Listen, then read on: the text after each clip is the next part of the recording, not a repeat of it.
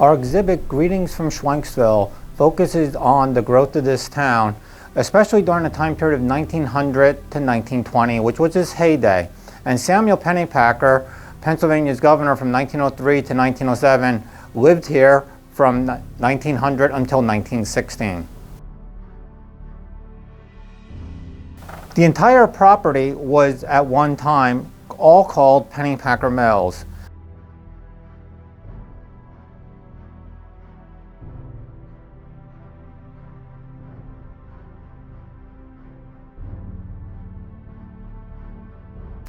You can see how the town grew in size.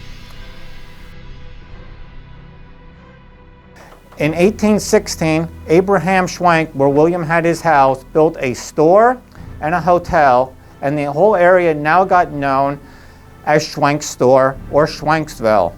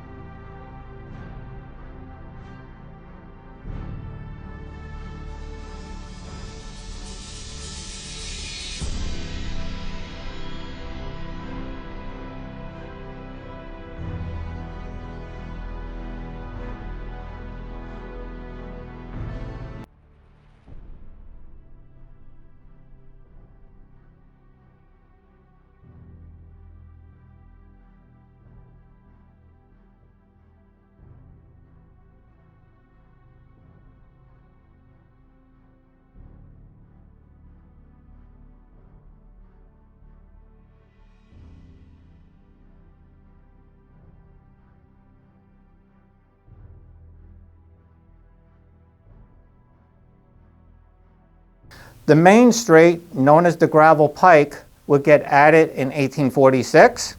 It was a turnpike with a toll house right in Schwenksville, so being a toll road, it was a well-maintained road, and the town will start building from there.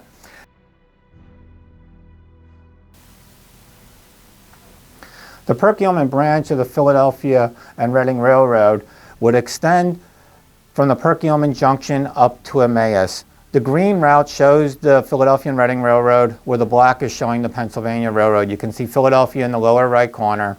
Today, this is basically, the green is basically the Schuylkill River Trail going from Philadelphia to the west, and the Perkiomen branch is basically the Perkiomen Trail today. They put the largest station of the Perkiomen Railroad at Schwenksville. This would have a telegraph office, it would have a siding so you could unload cars. Since you can unload cars, you could leave a coal car behind, you could have lumber to be unloaded, so the town will get a coal yard and a lumber yard, and then the town will really take off from there.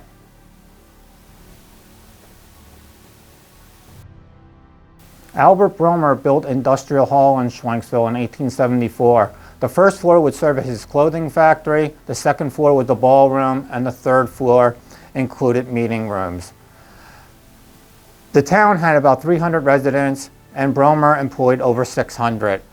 This was a lot of people working in their own homes, and a lot of the assembly just took place at Industrial Hall. You have a general store in Schwenksville where you could buy all the things that you needed.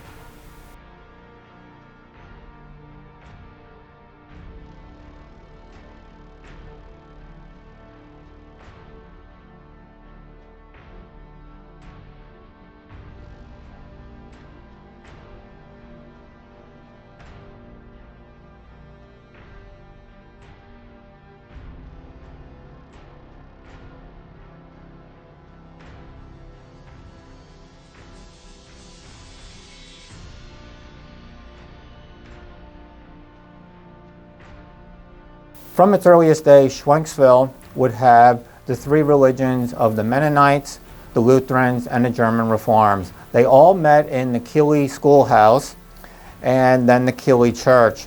The Mennonites would build their own church at first up on Mine Hill, and then they would build Eden Mennonite in Schwenksville in 1895.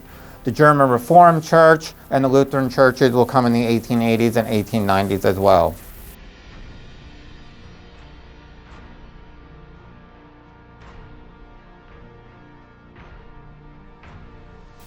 Schwenksville would get known as a resort town. There would be 5 hotels in the area. 2 of them, the smaller ones, were actually in Schwenksville itself, the Farmers Hotel and the Perkiomen Hotel.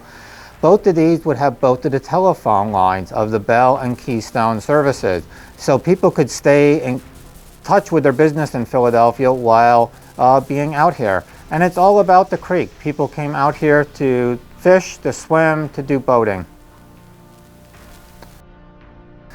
This is the earliest image of the property, showing the house with just a portico, no porch yet, the barn, and you can see the grist mill in the foreground having a gable roof. The grist mill would burn down in 1898, and it will be rebuilt having a gambrel style roof. The house will go under several changes as well.